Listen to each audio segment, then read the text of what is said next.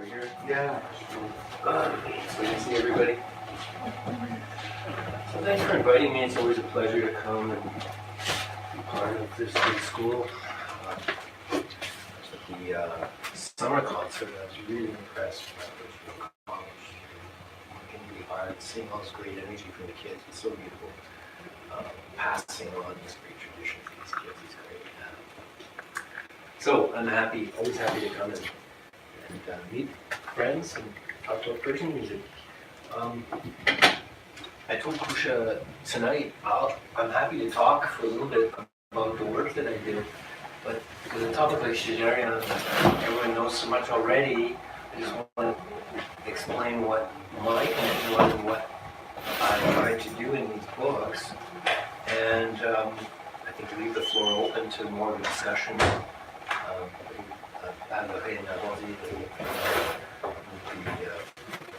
appropriate way to go here. So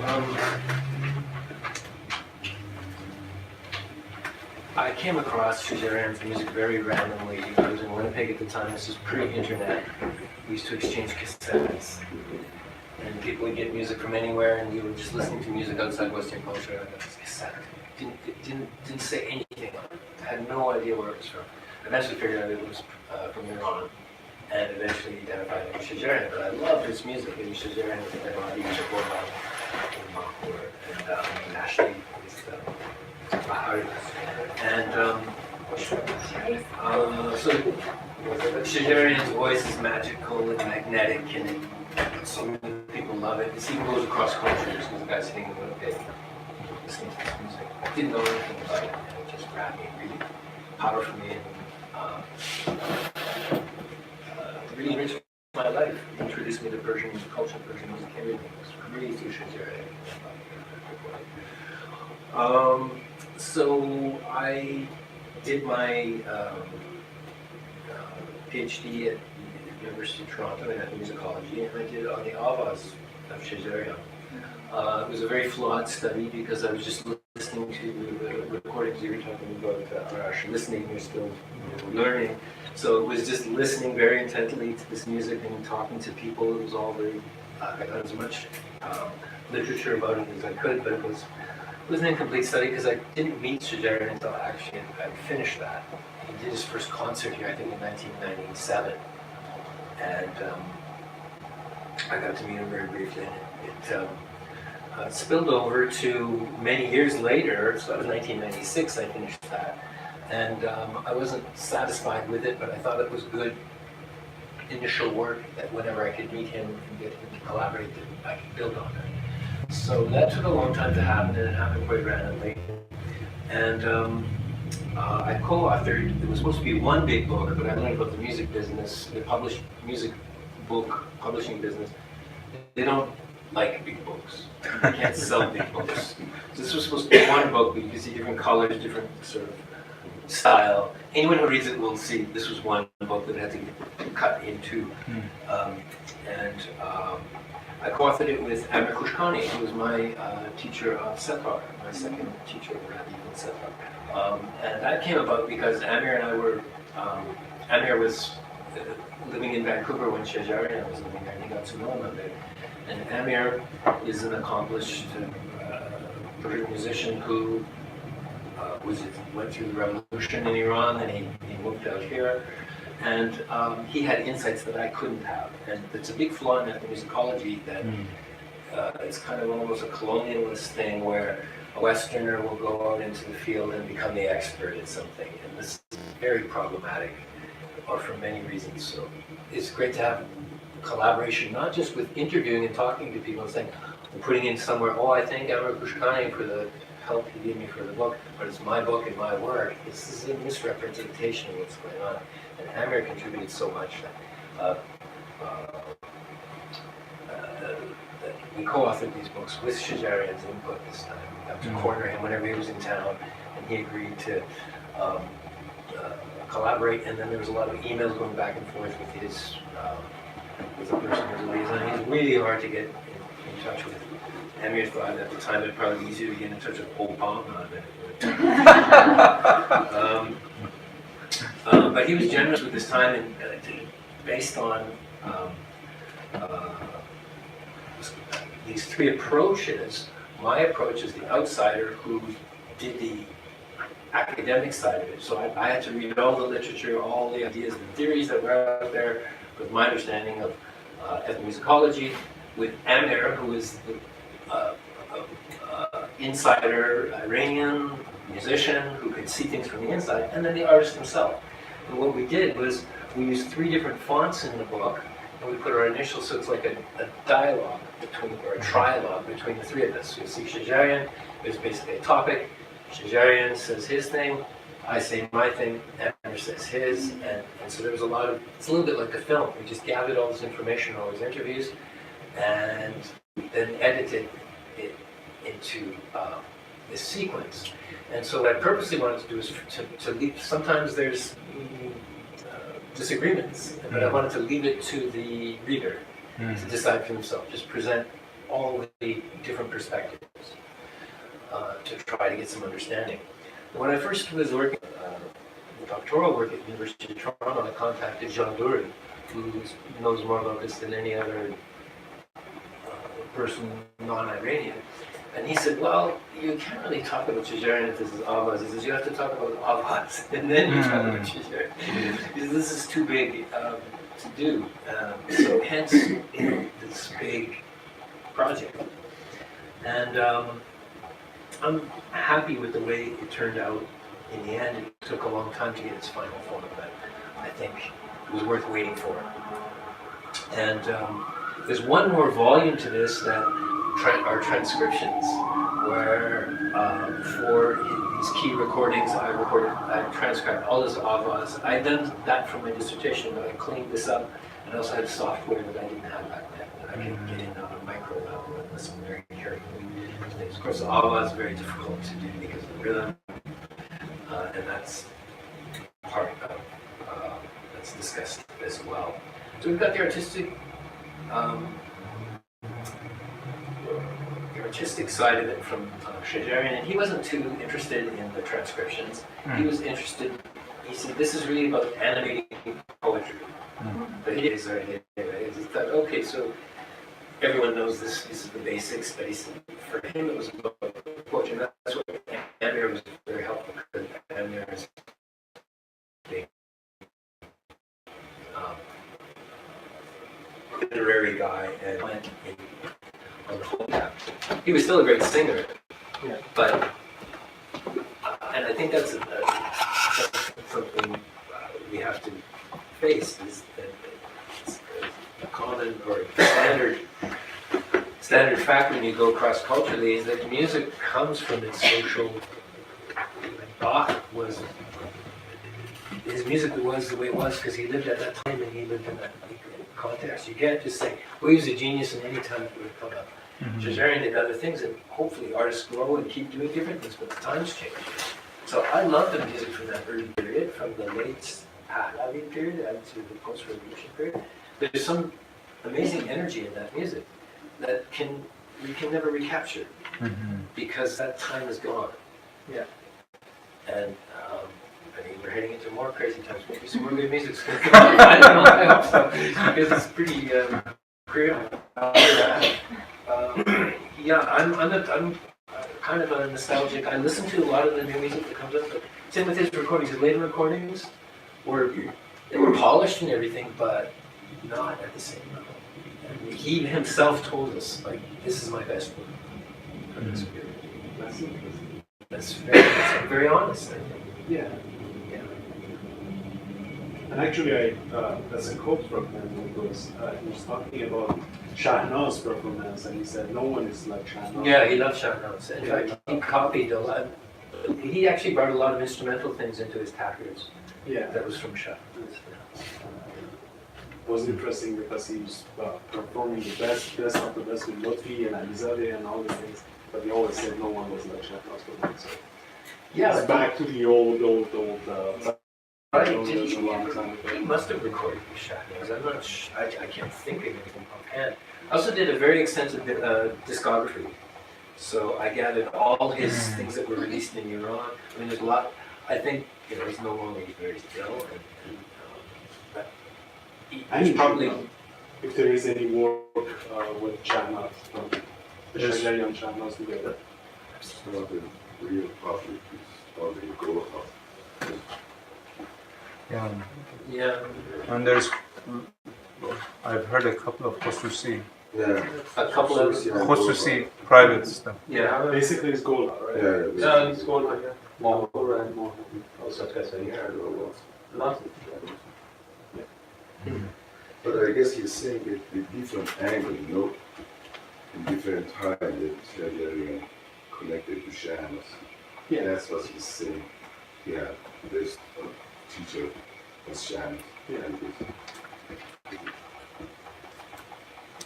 this is watching the different angle. That's what it is. Just he suggested Shahnas. But absolutely, yeah, everybody knows. There's what Shajarian looked when you finish cutting. Yeah. I guess that's what it should Shahnas for this. Yeah. Thanks very much for this exceptional work, I would say. From what I heard, I'm very eager to read the books. But my question is mostly about the methodology, your approach. As soon as you just said that it's a conversation between the three of us, it reminded me of Plato's Symposium, especially like when you mentioned the ancient Greek rhetorical stuff. Again, I was like, okay, so I was wondering if this methodology was sort of inspired by that symposium work, or it was just something that you came up after, gathering all the information.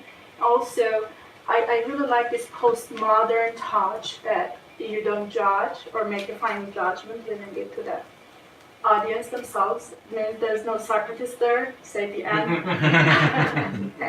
So I was wondering, how did you come up with this very interesting methodology or approach to the book? It came up through frustration. As I was a graduate student, I thought the best work was work that was co-authored, that wasn't just one person being the expert, that was saying, this is a collaboration, and and we have different perspectives, and outsiders can see things that people inside can't see.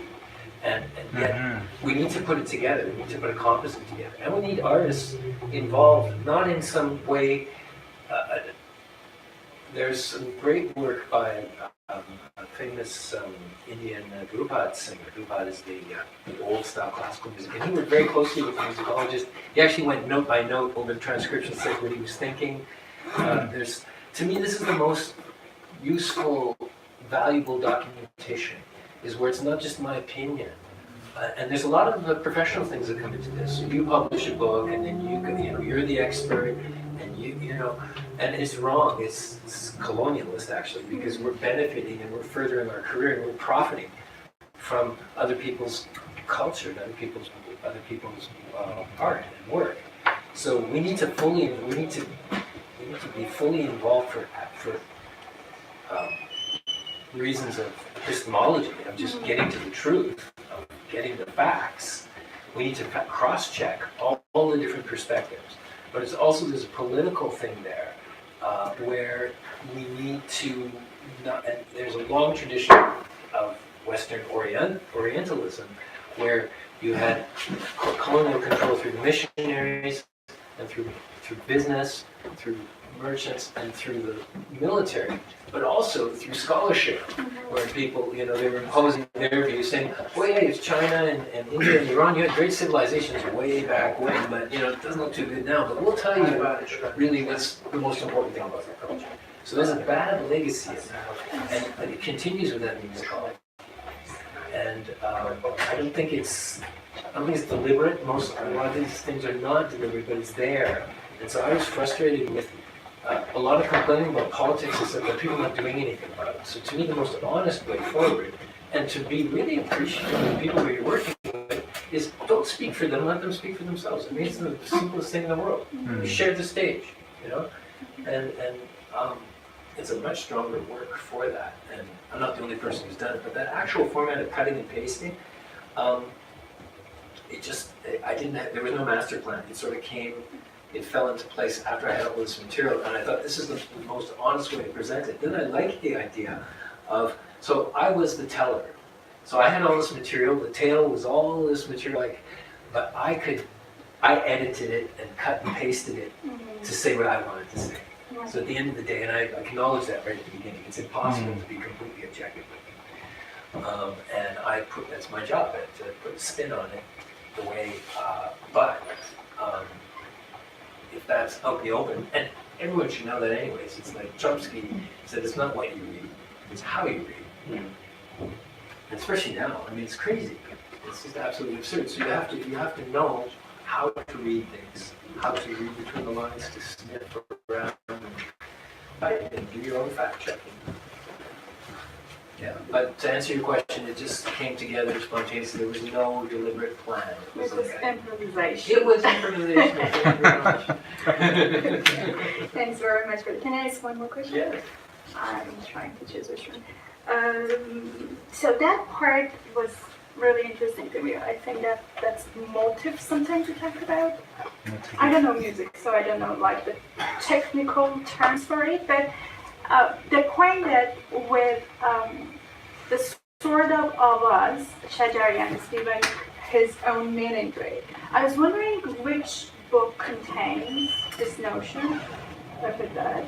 The first one. The first one. The second one goes more chronologically. So this one goes up to the Revolution, Okay. and then the last chapter is about it's about craft, the craft of being a singer, and I compare it to the same, these other narrative performance arts, where you have materials and then you have processes, and then I revisit those materials a few times, going in deeper and deeper each time. So it's that last chapter in the first book. Okay, and the notion of naturism also comes in the book. Yes, that's in the this one, because I use Dogbe as the bridge between the books, because at the end of he met Dogbe just before the Revolution, and that was it was a logical spot just in terms of not quite midpoint, it was a little bit after the midpoint, but it was a good spot to cut it. And Dogbe was a great link because everything changed after he met Dogbe. And he was a great singer, but this meaning of using the Avaz as a social, as a group therapy, as a way of leadership, as a way of resistance, as a way of defiance, in a very ingenious way. I mean, Right. It's just so brilliant. And there's still a lot of theories of how he got away with it, even saying, well, hey, I'm just doing my job. It's just a boucher, bidad, not my word. It's from the Radif, all my Hafiz. I gotta put them together, I'm just doing my job. I really, Right. did a number with that. That was quite brilliant. You know what? This is very interesting that you said it's all improvised, but at the end come up with the old ancient Greek philosophic platform to build it as a conversation, to come up with a conversation. From different point of view, is all about conversation. Yeah. So it's Well, you were asking about his best accompanist, his best songs. That was a conversation, and that brought out his best. yeah. You can come with prepared comments and everything, and then we did. We had stuff ready to ask all stuff, but once it started going, you have to go with the flow, right? Yeah. You have to change your It's very questions interesting. depending on what. It's very interesting in this book that whole with the conversation platform from like philosophic. More, there, in a way, it kind of is more like a film for me. It's cutting different things, and it definitely has a philosophical background to it. But as you read it, some of them are short and some of them are longer, and that was kind of the effect. And it was fun. I mean, there's a million ways you can put it together, but it was very creative, kind of with the flow of the energy and the drama to it as well. And I mean drama, I mean some of it's good night reading, help you fall asleep. there's lots of books that have two, have an interviewer and then comments, or I've seen books that are co-authored by two people and they show who's writing what. But, this three-way thing, yeah, I don't know. I like it. I like it. How long did it take you to come up with this kind of platform? But you have the material, but you need to make the It was hard organizing, and he wanted, he said he wanted it to be all, fitting together really well and thorough and everything. I said, the thorough part we got, I think, but the fitting it together in flow was really, really difficult. Did he check it out himself? Well, he really wanted to be translated, and this came up again. Like I'm really tired. When that was a lot of work. I finished in 2012, and in a way, it's kind of like you give birth to it. And I hadn't looked at it in a long time, but I looked at it again just to remind myself coming here. But just last year, there was again an impetus to get this translated. And what would be ideal. I don't know if there is enough time to do it. What would be ideal is to translate the whole thing into Farsi, get him to read it, and have one more round of dialogue. One more, let him have the last word. But he was very eager from the beginning to get it translated. Problems with that. Who's going to publish it? We couldn't even get his I was quite disappointed actually that we couldn't get those transcriptions published. Even so, Delaware couldn't do it in Iran. I understand that. But we went around trying to get it published. Nobody, huh? How do we do it? And then I thought, more people will get it than through a hard copy.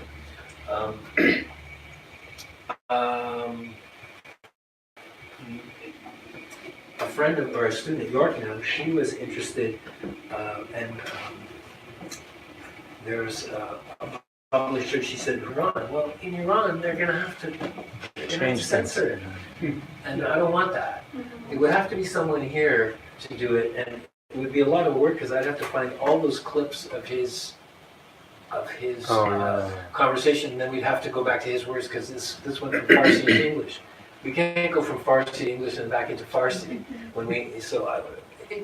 it's doable. I have all the material, but we'd have to find everything again, what he said, and get his original language in it. But I would love to do that, have him read it, and then get his one more layer of his commentary. This is terrible. You got to get rid of this book. I think he'd find some of it. Some of it he'd probably find too much, a little too academic. But that's the nature. This published Lexington. They really cater to libraries, and I like that. So the books are in a lot of libraries. Haven't sold a lot because it's not a big hot item. But I like the fact that it's in the libraries and that people can have access to it. And it's in English, so it can go all over the place, and people can, I think, get a good introduction. They say write the kind of book, same with music, write the kind of a book, play the kind of music that you would like to get off the shelf. Where's this? I wonder if it has that. Oh, there it is. So that for me, this was really the kind of thing I was looking for. Something that was complete in the technical, in the craft sense, in the musical sense. That has a lot of information about the music. That has full transcriptions, so you can listen to the Avaz and follow the notation to see exactly what he's doing. Because I listened to it, first of all, I appreciated his art, but that's another analytical level. Then you can play through it, and you can learn by just playing these transcriptions. But then it also had the history and the deeper context and the lineage. Shajarian just didn't come out of nowhere. That's what Jean Duran would say. He's the culmination of a lineage, and like the world has changed everywhere now with just the internet and technology. So he was really the culmination of that whole contribution. And whoever comes after is dealing with a completely different world that they're addressing. And well, that's another topic. Is where we're at now. But I think, people, that was my conclusion at the end, my parting remark was, he'll be, thought of as someone who inherited the legacy, put his own stamp on it, that was his job to do, is not just repeat it, but to do and make really effective use of it. And that he served through a tumultuous period of history and came out as more than just a musician. He came out as a cultural figure, a real cultural leader in all senses. Then there's the gardening and the instrument making and the calligraphy and all these other things. I mean, life is not fair. Some people just get all the talent. But all these things make him this cultural hero. It was amazing, very. And the way he stepped out, that was just happening. No, this was right after the whole green movement. We got to ask him a little bit about that. But that's a whole other layer, and who knows what's going on now. It just seems to be more messed up. But he did more than you could expect from an artist in that context. Artistically, socially, culturally, everything. I have a little question about that. How rare is this kind of figure in other musical cultures? Like, do we have a Shajarian in Indian music, or this and that, or is it quite? I think in previous times he would be like Barbat. These people become legends, and because we don't have details, we don't have documentation, we don't have videos, we can only guess, and it gets more romantic and more fantastic as it goes along. Or Ziria, Paco de Lucia in the flamenco world, in terms of music, cultural way, because he didn't. There wasn't the same political turmoil going on. Although during the Franco period, which he came out just in the Franco period, but he didn't stand in the same. I don't think he had a Dog Bay figure. Again, you need to really look at Dog Bay as a key player. And Dog Bay was very private. No one knows much about it. Nothing was written. People just met. This was like real old school transmission, and there's a few recordings, but. He left this, like, when times are tough, things go underground. That was an underground transmission that keeps civilization going. But there are figures in the traditions that, and if we go back in history, Beethoven. Who knows what, we have some idea. We have more idea about Beethoven because we have this conversation. It's Bach. We can romanticize all kinds of things about Bach because there's just not enough evidence. There's just all this brilliant music. We don't, and a bunch of boring letters that were just very business. No, we don't know. So it's human nature to impose our fantasies upon things, to idealize. Say, oh yeah, he was a perfect person. So these legendary figures, there's lots of them. Bringing the politics and everything together, less. That was part of my question. Yeah. And I think Shajarian is a good counterpart to Umkulsum with her political and her cultural, and very similar background. They both come from Quran recitation, got into classical music. They both redefined genres. Although Umkulsum didn't write her own material, she would improvise it, but those were compositions given to her. It's a different tradition. There's no radif thing with that, and it was composers, a few composers, Sumbati, a few others who were giving her script. Shajarian chose his own script. She wouldn't chose. She would. I think the odd time she would request a poem, but she began with the poem. So he'd be reading and he'd go, yeah, this one. This is the one where there's a problem. Which one? That would be a big part of the research. Then he would build it from there. Whereas Umkulsum would get the composition and then rehearse it with the composer. So it was a different process, artistically, but her cultural and political significance, I think, is very much analogous.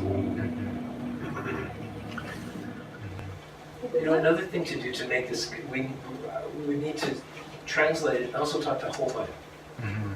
more. So Yeah. Homayan was helpful, but we didn't, and Amir knows him and has talked to him, but we would really need to sit down with him. And I think he's the kind of guy who would be very, he's like his father, I think, in his meticulous kind of, his patience with those kind of, if he'd be interested in that, I think he has a wealth of information that would be a proper perspective that isn't. So again, the methodology. Hearing that you said we interviewed him, so I assume that the three of you were sitting there. Okay, so I was wondering how much of a first-hand access you have listening Persian and understanding Farsi in the regional, or did you have to rely on Amir? Yeah, he was translating. So I'm hopeless with language. I had to when I was doing my studies, I had to pass a written exam. When I came here to Toronto, I met lots of Iranians, and I started to work to speak Farsi, but they all spoke English. And we were interested in music, and I was speaking like a child, and it got a little awkward. And again, it never. I have a great vocabulary. I know generally what's going on, but it never kicked in because I just don't have a talent. I speak pretty good maqam across different cultures, so I can go. My brain is wired for that, but it never kicked in, which really bugged me for a long time as working in this area, particularly with this topic. But then I realized, as you get older, you just have to accept yourself. And I'm happy that I know Turkish maqam and Arab maqam, and I know Indian raga and things like this. So if I had to choose between that and being a polyglot speaking many languages, I would go with music anyway. So that's what I come up with. Instead of being frustrated, accept it. But that's really impressive that without knowing the language, you sat down and interviewed Shajarian in Farsi. But the main question for me was, the reason that I asked the first question was that how much of a barrier did you find this language problem? Or was it a problem at all, or no, you didn't really face any kind of barrier? Well, yeah, there's barriers and misunderstandings for sure. And that's where it's good to have Amir as, keeping things together on that. There's another reason for that. Music is, I think it's really interesting how music can go around that. So people go to opera and they don't, they listen to art songs, they know what the plot is, but they don't know word by word what's going on. You can read it on the screen or whatever, but they just appreciate the sound. So this is kind of a philosophical argument that in the 19th century in Europe, instrumental music was thought of as the most, because it was abstract and detached from language, that it was actually getting more transcendent. The language keeps us kind of in the human realm, and this actually takes us outside the human realm. So when I'm listening to Indian singing, I can listen to music from anywhere. I know people who cannot listen to music if they don't know the words. They just can't do it. I never have a problem with that. Not about the music, just about the interviews. Oh, just the interviews? Yeah. Yeah, well, it was, I was trusting you.